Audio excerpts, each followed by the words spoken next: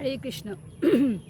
আমরা জন্ম থেকে মৃত্যু পর্যন্ত একটা জিনিসের পেছনেই ছুটে বেড়াই, আমরা সুখী কী করে হব। আর তাই চিন্তা করতে গিয়েই আমরা বিভিন্ন রকম প্রয়াস করে থাকি, বিভিন্ন টাকা পয়সা ইনকামকে কেন্দ্র করে থাকি, বিভিন্ন প্রকার আমরা নামি দাবি গাড়ি বাড়ি মান যশ প্রতিষ্ঠান ইত্যাদি নিয়ে আমরা ব্যস্ত থাকি। তো লাখ লাখ টাকার বাড়ি বানালাম, লাখ লাখ টাকা ইনকাম করলাম, পর সামহাও কোনোভাবে আমরা রাস্তায় চলতে চলতে আমাদের মৃত্যু চলে এলো। তো তখনই আমাদেরই প্রিয়জনরা বলবে, হয়তো রাস্তা থেকেই আমাদের কোথাও শ্মশান বা যে কোনো জায়গায় নিয়ে যাওয়ার জন্য বলবে।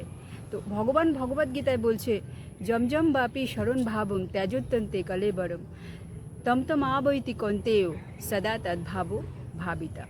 অর্থাৎ মৃত্যুর সময় যে ভাব আমাদের হবে সেই ভাবটা নিয়েই আমরা পরবর্তী জীবন পাব।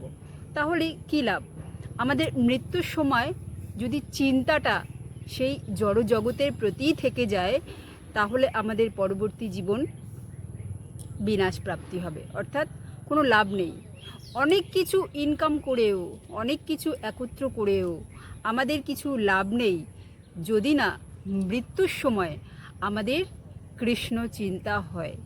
কারণ মৃত্যুর সময়ের চিন্তাটা খুব ইম্পর্টেন্ট। আমাদের আত্মীয় স্বজন, পরিবার, বন্ধুবান্ধব, গাড়ি বাড়ি, 1 টাকা পর্যন্ত আমরা নিয়ে যেতে পারবো না এই শরীর ছাড়লে। অথচ আমরা সারা জীবন এই শরীরকে নিজের বলে মনে করেই, এই শরীর কেন্দ্রিক সম্বন্ধকে নিজের বলে মনে করেই সারা জীবন তারই জন্য কর্ম করে যাই। এটা করা প্রয়োজন, কিন্তু জাস্ট এটা কর্তব্য কর্ম ভেবে। যদি মৃত্যুর সময় কৃষ্ণ চিন্তা চলে আসে, তাহলেই আমাদের জীবন সার্থক। আর তাই আমাদের প্রতি মুহূর্তে এটা দেখতে হবে যে আমাদের কর্মের সাথে সাথে সেই কেন্দ্রটা কৃষ্ণ কনসাসনেস থাকছে কি না, অর্থাৎ আমাদের কর্মের কেন্দ্রবিন্দুটা কৃষ্ণকে চিন্তা করে হচ্ছে কি না। আমাদের ছোটোবেলায় চয়েস এক থাকে, ইয়াং এজে চয়েস আর এক থাকে, ওল্ড এজে চয়েস আর এক হয়ে যায়।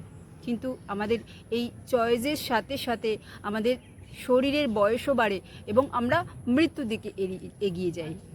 কিন্তু প্রতিটা আমাদের ছোটোবেলায় বা ইয়াং এজে বা ওল্ড এজে চয়েসের সাথে সাথে আমাদের চয়েসটা যদি কৃষ্ণ কেন্দ্রিক থাকে, তাহলে এই চয়েসটা কোনো দিনও চেঞ্জ হবার নয়।